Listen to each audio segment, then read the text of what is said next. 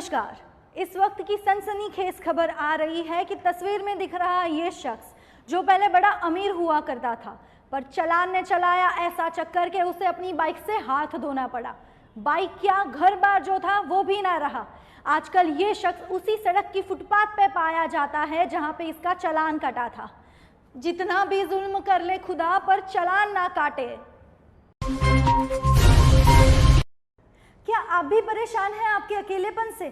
क्या आप भी चाहते हैं आपकी जिंदगी प्यार से भरी हो?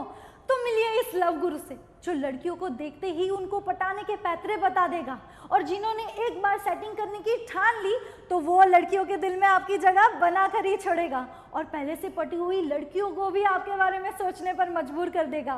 तो देर किस बात की, आज ही कीजिए फोन और कहिए भाई अपना भी कुछ जमा दो ना।